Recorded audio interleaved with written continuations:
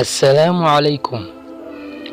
Mowduuceena maanta waxaan ku soo qaadan doonaa 10ka dal ee dunida ugu dadka badan.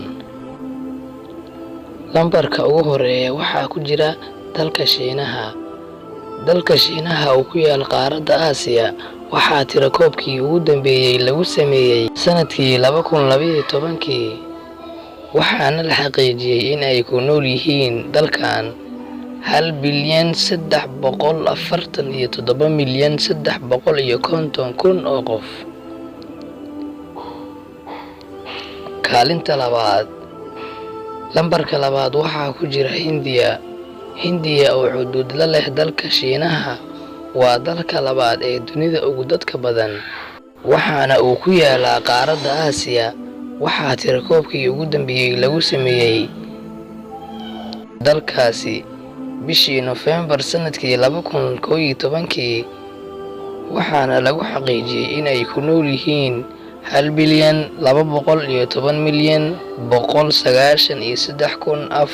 1,211,193,422 oo qof.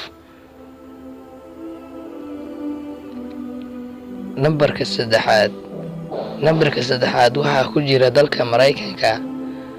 United States. Dadka Mareykanka ku dhaqan tiradoodu waxa ay maraysaa hadda 314,504,000 oo qof. Nambarka afaraad waxaa ku jira Indonesia. Waxaa ku dhaqan dad tiradoodu gaarayso ilaa iyo 637,641,326 qof. Nambarka shanaad waxaa ku jira dalka Brazil oo ku taal Latin America, Ameerikada Koonfureed. Dalka Brazil waxaa ku nool dalka Brazil dad tiradoodu gaarayso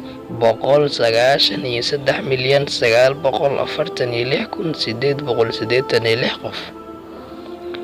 Nambarka lixaad waxaa ku jira dalka Bakistan oo ah dal dadkiisu Islaam yahay oo xuduud la leh India, cadaawad weyna kala dhaxayso. Waxaa ku nool dad tiradoodu gaarayso 108,082,000 oo qof.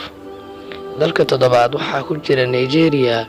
Dalka Nigeria inkastoo uu yahay dalka toddobaad ee ay ku nool yihiin dadka dunida ugu badan waana dalka koowaad ee Afrika ugu dadka badan.